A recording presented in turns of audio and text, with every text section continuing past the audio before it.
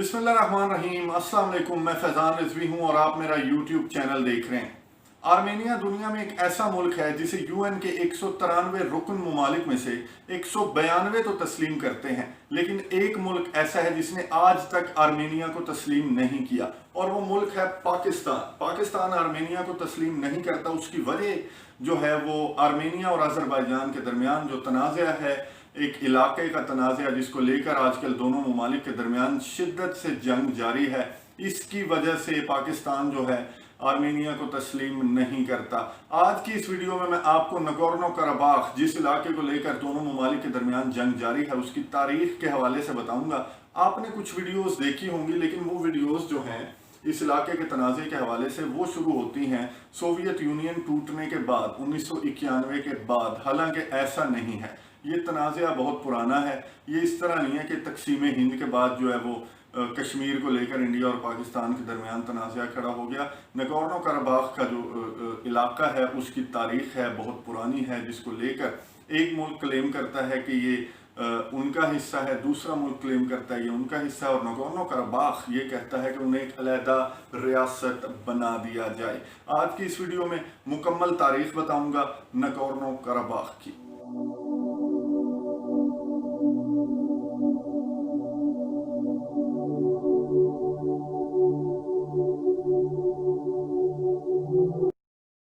ये मामला शुरू होता है 18वीं सदी के अवाइल से, जब तीन ममालिक जॉर्जिया, आर्मेनिया और अजरबैजान ट्रांस कॉकेशियन फेडरेशन का हिस्सा थे। ये फेडरेशन क्या थी? ये ब्लैक सी और कैस्पियन सी के दरमियान ये तीनों ममालिक थे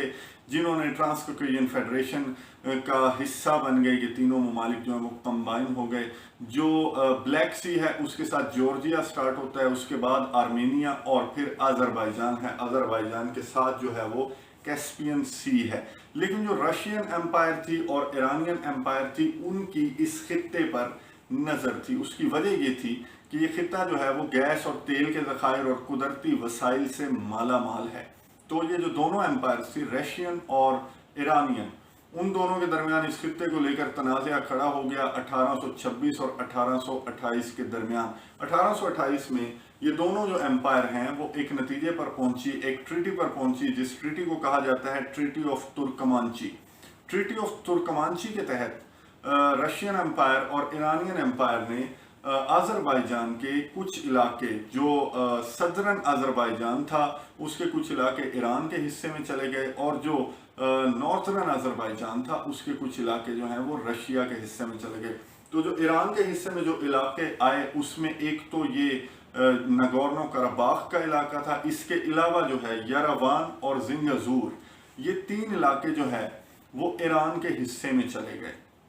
जैसे ये इलाके ईरान के हिस्से में आए तो ईरान से जो आर्मेनियन आबादियां हैं, आर्मेनियन लोग हैं, वो इन इलाकों की तरफ मूव करने लगे, हिजरत करने लगे। ना सिर्फ ईरान बल्कि दीगर ममालिक से भी, रशिया से भी इन इलाकों की तरफ, यरवान, जिंगजूर और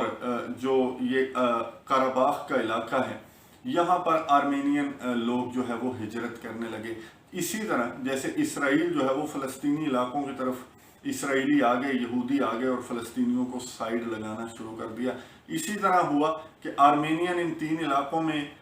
जाने लगे और जो वहाँ पर मुस्लिम आबादियाँ थी वो हिजरत करके अजरबैजान के दीगर इलाकों को मुंतकिल हो गए। ये था सिलसिला यहाँ तक जब ये तीनों फेडरेशन इकट्ठी थी, ब्लैक सी और कैस्पियन सी के दरमियान, और जब रशिया और ईरान के दरमियान ये ट्रीटी साइन हुआ और ये इलाके तकसीम हुए, उस वक्त जो है जियोग्राफी बिल्कुल ही तब्दील हो गई। उसके बाद ये हुआ कि ये फेडरेशन जो है वो डिसॉल्व हो गई और ये जो इलाके हैं ये सोवियत यूनियन जब कायम हुई तो उसके अंदर आ गए। और सोवियत यूनियन जब कायम हुई 1922 में, उस वक्त जो है आलमी दबाव था अजरबैजान पर, और आलमी दबाव के तहत ये कहा गया अजरबैजान को कि ये जो दो इलाके हैं जिंगजूर और यरवान, यहाँ पर जो है آرمینین آبادیاں زیادہ ہیں، تو اسے اگر آرمینیا کا حصہ آذربائیجان تسلیم کر لے، ان دونوں علاقوں کو، یراوان اور زنگازور کو، تو پھر یہ سوویت یونین کا حصہ جو آذربائیجان ہے اسے بنا لیا جائے گا۔ تو آذربائیجان نے عالمی دباؤ کے تحت یہی کیا کہ اپنے دو علاقے یراوان اور زنگازور جو ہے وہ آرمینیا کو دے دیے، اور یہ تمام ممالک سوویت یونین کا حصہ بن گئے۔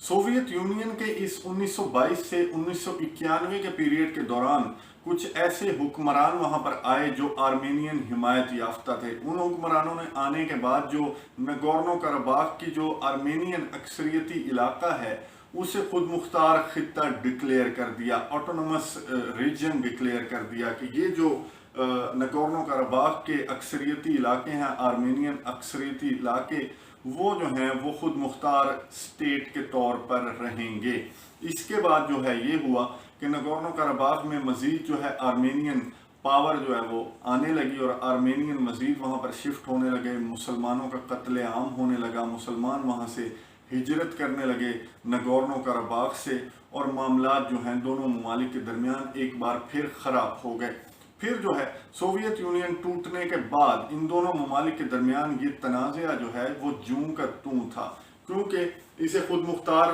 جو ہے خطہ ڈکلیئر کر چکے تھے سوویت یونین کے پیریڈ میں کچھ حکمران، تو جو اکثریتی علاقے تھے آرمینینز کے انہیں خطہ جو ہے خود مختار ڈکلیئر کیا گیا تھا، لیکن مسلمان بھی یہاں پر آباد رہے۔ کچھ مسلمان جو ہے وہ ہجرت کر گئے آذربائیجان کے ڈیفرنٹ علاقوں میں، اور جو ہے یہ تنازعہ جو ہے کھل کر 1991 کے بعد جب ماڈرن آذربائیجان کا قیام عمل میں آیا اور آرمینیا کا قیام عمل میں آیا، تو یہ جو تنازعہ ہے اس علاقے کا یہ دوبارہ سے کھل کر سامنے آ گیا۔ تھوڑا سا پیچھے چلیں تو 1988 میں اس آٹونومس جو ریجن کی جو پارلیمنٹ ہے انہوں نے یہ فیصلہ کیا کہ ہم آرمینیا کے ساتھ جائیں گے، اور اس فیصلے کو اس جو خود مختار خطے کی جو خود مختار پارلیمنٹ کا جو فیصلہ تھا اسے آذربائیجان نے تسلیم کرنے سے انکار کر دیا، اور دونوں ممالک کے درمیان جنگ چھڑ گئی جو 1994 تک جاری رہی۔ اس جنگ کے نتیجے میں جو ہے نہ صرف نگورنو کراباخ بلکہ 7 دیگر جو علاقے تھے آذربائیجان کے ان پر آرمینیا نے قبضہ کر لیا، اور ادھر فوجیں اپنی تعینات کر دیں۔ یو این سیکیورٹی کونسل کی متعدد قراردادیں موجود ہیں جن میں یہ کہا گیا ہے کہ آرمینیا آذربائیجان کے ان علاقوں میں سے بشمول نگورنو کراباخ ان علاقوں میں سے فوجیں ہٹائے اور ان علاقوں کو خالی کرے۔ اس معاملے کو لے کر آذربائیجان اور آرمینیا کئی بار آمنے سامنے آ چکے ہیں۔ نگورنو کراباخ کا جو علاقہ ہے، لیکن نگورنو کراباخ کے جو لوگ ہیں وہ یہ کہتے ہیں کہ انہیں ایک آزاد ریاست، آزاد ملک تسلیم کیا جائے، جبکہ یو این سیکیورٹی کونسل کی قراردادیں موجود ہیں، آذربائیجان کا حصہ ہے نہ صرف نگورنو کراباخ بلکہ جو 2 یراوان اور زنگازور کے علاقے ہیں جنہیں بہت پہلے جو ہے آذربائیجان نے آرمینیا کو دے دیا تھا، وہ بھی آذربائیجان کا حصہ تھے۔ لیکن جو آذربائیجان ہے وہ صرف یہ کلیم کرتا ہے کہ نگورنو کراباخ جو ہے، جسے سوویت یونین کے دوران، اس پیریڈ کے دوران، یو ایس ایس آر کے دوران کچھ حکمرانوں نے جو ہے اس کی اکثریتی آبادی کو، نگورنو کراباخ کی اکثریتی آرمینین آبادیوں والے علاقوں کو آزاد خود مختار جو ہے خطہ ڈکلیئر کیا تھا، وہ سارا جو نگورنو کراباخ کا علاقہ ہے اس سے فوجیں بھی ہٹائی جائیں، اور جو لوگ وہاں پر آ کر آباد ہو گئے، جیسے اسرائیلی جو یہودی ہیں وہ فلسطینیوں کے علاقوں پر قابض ہو گئے اور فلسطینیوں کو دیوار سے لگا دیا۔ اسی طرح جو ہے نگورنو کراباخ میں جو آرمینین آ کر آباد ہو گئے اور فوجیں جو ہے تعینات ہو گئی، نہ صرف نگورنو کراباخ بلکہ جو 7 علاقے جن پر قبضہ کیا آرمینیا نے 1988 سے 1994 کے دوران، اور 1994 میں جو ہے امریکہ اور دیگر ممالک نے مداخلت کی اور ان کے درمیان جو ہے معاملات کو سالو کروایا۔ تو اب دونوں ممالک جو ہے 2008 سے لے کر 2016 اور اب 2020 میں اس علاقے کو لے کر دونوں ممالک کے درمیان جو تنازعہ ہے وہ شدت اختیار کر چکا ہے۔ ترکی اور پاکستان کھل کر آذربائیجان کو سپورٹ کر رہے ہیں، آرمینیا کی جانب اگر دیکھیں تو رشیا اور یونائٹڈ اسٹیٹس آرمینیا کے ساتھ ہیں، لیکن یو این کی قراردادوں کے تحت اس معاملے کو حل ہونا چاہیے۔ یو این جیسے کشمیر اور فلسطین کا مسئلہ حل کروانے میں ناکام ہے، اسی طرح یہ جو نگورنو قرباخ کا جو کانفلکٹ ہے دونوں ممالک کے درمیان، اسے حل کرانے میں بھی مکمل طور پر ناکام نظر آ رہی ہے، جس کی وجہ سے دونوں ممالک کے درمیان ٹیبل ٹاکس اور بات چیت کے ذریعے معاملہ حل کرنے جیسی کوئی صورت نظر نہیں آ رہی، اور دونوں ممالک جو ہے وہ بھرپور جنگ لڑ رہے ہیں۔ سینکڑوں جو افراد ہیں اب تک اس جنگ کے نتیجے میں وہ جاں بحق ہو چکے ہیں۔ تو میں جو ہے یہ ساری ہسٹری بتانے کا مقصد یہ تھا کہ نہ صرف نگورنو قرباخ بلکہ یراوان اور زنگازور کے علاقے بھی آذربائیجان کا حصہ تھے، اور آذربائیجان اس وقت کے جو میں سٹیٹس آپ کو بتاؤں تو آذربائیجان بہت تیزی سے آگے کی جانب بڑھ رہا ہے اور اپنے علاقے جو ہے آرمینین افواج سے چھڑانے کی کوشش کر رہا ہے، اور لگ یہی رہا ہے جتنی تیزی سے یہ جنگ آگے جاری ہے اور دونوں ممالک پیچھے ہٹنے کا نام نہیں لے رہے، تو بہت جلد، کیونکہ اگر اب کی سچویشن دیکھی جائے تو آذربائیجان جو ہے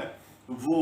آرمینیا سے کہیں بڑا ملک ہے، طاقت کے اعتبار سے بھی، دفاعی اعتبار سے بھی، اکنامک اعتبار سے بھی، اور جو سپورٹ اسے OIC کی حاصل ہے آذربائیجان کو، تو لگتا یہی ہے کہ جو آرمینین افواج جو قابض ہیں آذربائیجان کے علاقوں پر، انہیں جو ہے آزاد کروا لیا جائے گا۔ میں اس حوالے سے آپ کو اپڈیٹس دیتا رہوں گا۔ امید ہے کہ آپ کو ہسٹری جو ہے وہ مکمل طور پر سمجھ میں آ گئی ہوگی کہ ان دونوں ممالک کا جھگڑا شروع کہاں سے ہوا تھا۔ اگلے ولاگ تک کے لیے مجھے اجازت دیجیے۔ اللہ حافظ۔